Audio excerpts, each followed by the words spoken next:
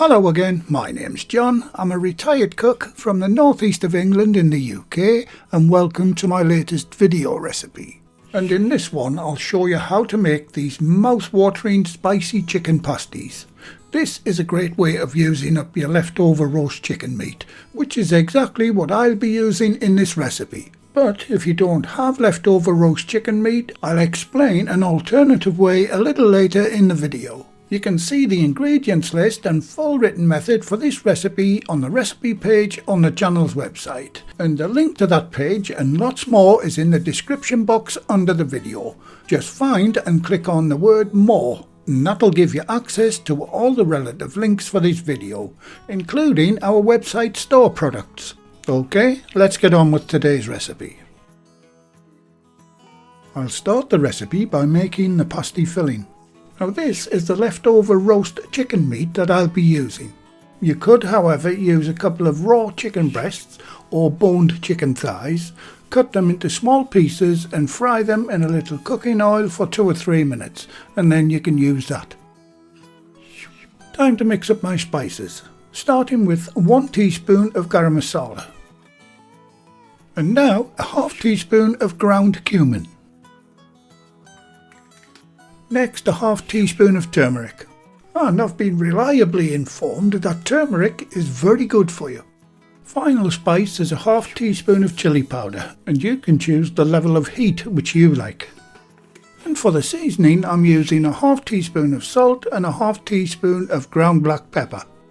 And those are the simple spices I'll be using in this recipe, so give that a good mix and set it aside for now. Time to put the filling together. Add the chicken to a large bowl. Next to go in is the spring onions. Next ingredient is a couple of chilies chopped fine. Mine are very mild, but you can choose the level of heat for yours. Now add the chopped garlic. Next is the 200 grams or 7 ounces of plain Greek yogurt. I'm using the low-fat version, but it still makes this filling smooth and very creamy.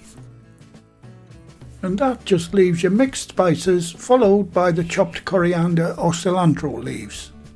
And if you don't like coriander, and a lot of people don't, just use flat leaf parsley instead. Now give that a good mix until everything is evenly combined.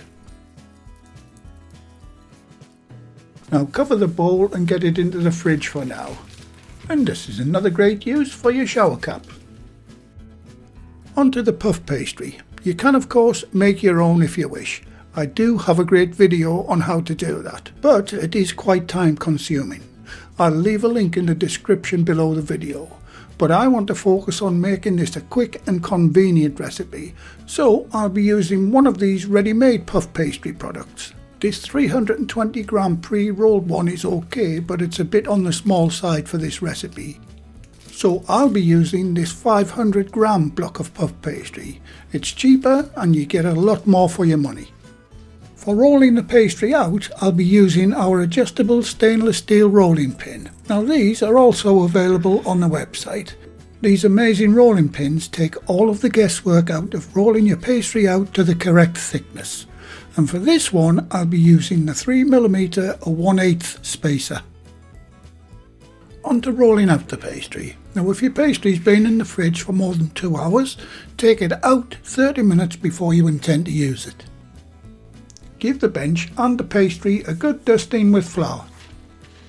You'll also need 4 pieces of parchment paper approximately 20 by 23 centimeters, that's 8 by 9 inches. Now start to roll it out.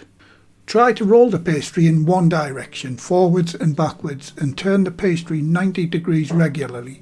This should keep the pastry reasonably square.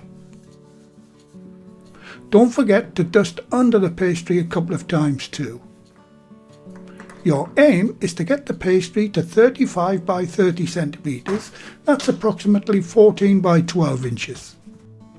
Now using your bench scraper and a rule, cut out 4 pieces of pastry as shown. Each piece should be around 15 by 18 centimeters, that's 6 by 7 inches.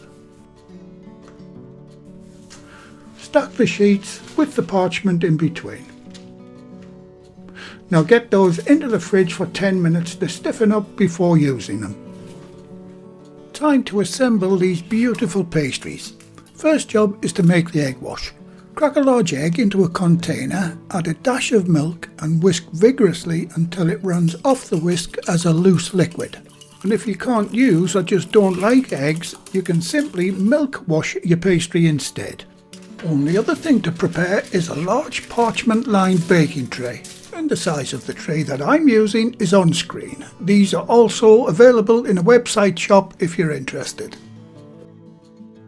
Before going any further, preheat your oven to 170 degrees Celsius, that's 340 Fahrenheit, or gas mark 3. Time to put these delicious pasties together. As always, I'll do one from start to finish and do the other 3 off camera. Grab one of your pastry sheets from the fridge and place it on the bench. The 7-inch side is marked on screen.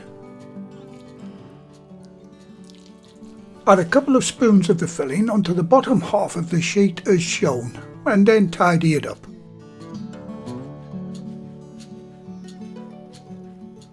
Egg wash all around the edge of the pastry.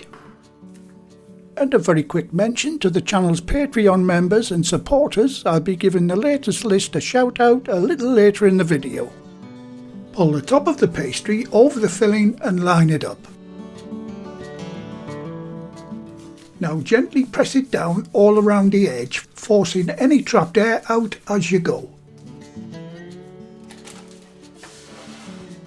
Now carefully transfer it to your baking sheet. You can reuse that parchment, by the way.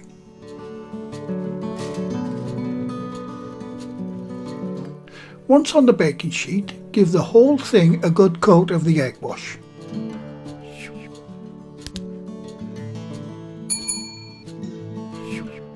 Now take a fork and seal the edges all the way around the 3 sides. And if you wouldn't mind guys, if you found the video useful and enjoyable, can you give the video a like by hitting the thumbs up? It really helps the channel tremendously. Now using a sharp knife, cut 3 vent holes as shown. And that's one pasty completed. And here's all 4 on the tray ready to bake. Right, get them into the preheated oven. Now set your timer for 45 minutes.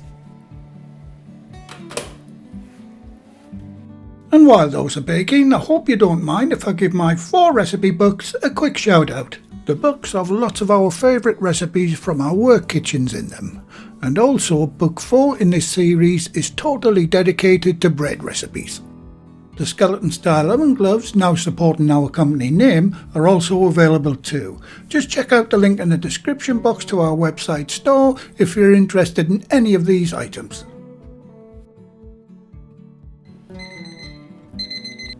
Okay, time's up on the pasties. And they're looking and smelling amazing. That pastry is very crisp and just look at that wonderful golden brown colour. I'll transfer them to a wire rack and let them rest for a few minutes.